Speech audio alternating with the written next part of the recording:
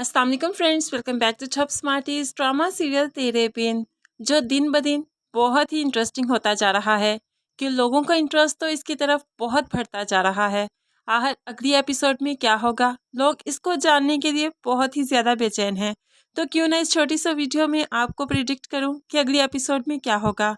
So video start करने से पहले आपसे रिक्वेस्ट है, चैनल पर न्यू है तो ज़रूर सब्सक्राइब कर दीजिए, साथ ही बेल का नोटिफिकेशन ज़रूर प्रेस कीजिएगा ताकि आने वाली हर वीडियो आप बहुत आसानी से देख सकें। मुर्तसिम को लगता है कि घर वालों से ये बात छुपाना कि वो माँ बाप नहीं बनने वाले, ये बहुत ही बुरी बात है। इसलिए मुर्तसिम सबको बताना चाहता है, तो मीरब से भी कहने लगा कि हमें बता देना चाहिए। तो मीरब कहती है कि मैंने किसी को ये नहीं कहा कि मैं माँ बनने वाली हूँ।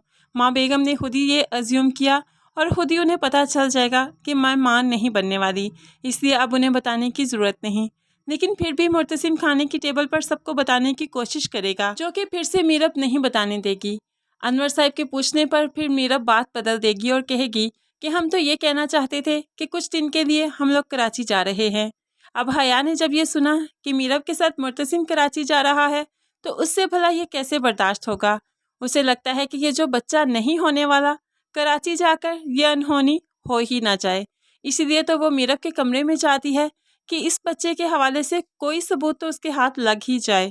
तो यहाँ पर एक बहुत बड़ा सबूत उसके हाथ लग ही जाता है कि वहाँ पर उसे वो कॉन्ट्रैक्ट मिल जाता है जो मीरब और मुर्तसिम के दरमियान तय पाया था कि उनके दरमियान में कोई इज़्दवाजी ताल्लुक नहीं होगा, सिर्फ उनका निकाह एक पेपर मैरिज की तरह ही होगा। सो यहाँ पर जो इसके हाथ ये पेपर लगा तो उसे तो ऐसा लगा जैसे कोई कानून का खजाना ही लग गया। ऐसे में फ़ीना भी मीरब को बता देती है कि हया बहुत जल्दी में उसके कमरे में गई है।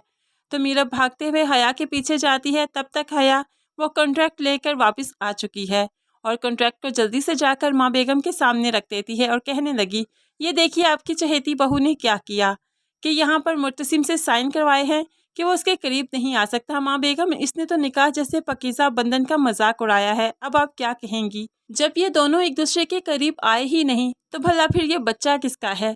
क्या मीरब किसी और के बच्चे की माँ बनने वाली है?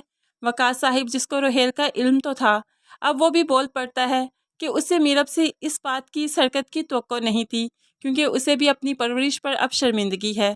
माँ बेगम भी कहने लगी, यानी कि जो तुम निकाह के टाइम पर उठकर गई थी, मेरे बच्चे से तुम ये शर्तें मनवा रही थी। अब यहाँ पर मुर्तसिम जो घर में नहीं था तो अचानक घर पर आ जाता है।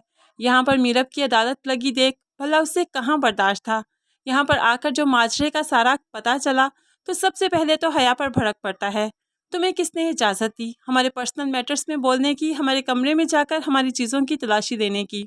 हया कहने लगी कि जब तुम दोनों के दरमियान कोई इज़्दवाजी ताल्लुक ही नहीं, फिर यह बच्चा भला किसका है? क्या मीरब किसी और के बच्चे की माँ बनने वाली है? अब मुर्तसिम ये बात भला कैसे बर्दाश्त कर सकता था। गरजती हुई आवाज़ से बहुत ही गुस्से से हया से कहने लगा, अगर एक भी लफ्ज़ और बोला तो तुम्हारी ज़बान खींच लूँगा मैं, यहीं पर चुप कर जाओ। सभी मुर्तसिम का ये गुस्सा देखकर सहम कर रह जाते हैं।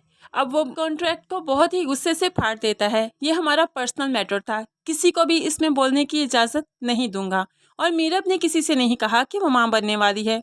माँ बेगम को ही ये खदशा था कि वो माँ बनने वाली है, वो बहुत खुश थी, इसलिए मीरब कुछ कह ना सकी। हालांकि उसे तो फूड पॉइजनिंग थी, उसने मुझे बताया भी था, लेकिन माँ बेगम की खुशी के आगे हम कुछ ना कह सके। इस तरह मुर्तसिम ने मीरब के किरदार को एक बार फिर से सबके आगे साफ कर दिया और मीरब को लेकर कमरे में चला जाता है। जाकर वो कॉन्ट्रैक्ट जो फाड़ा था अब उसे टेप लगाकर जोड़ने लगा और कहने लगा, सॉरी, मैं इसे फाड़ना नहीं चाहता था, मैं चाहता था इसे तुम खुद अपने हाथों से फाड़ो, लेकिन आज तुम्हारे किरदार की गवाही देते हुए इसको फाड़ना बहुत ज़रूरी था, इसलिए मैं इसको जोड़कर तुम्हें दे रहा हूँ।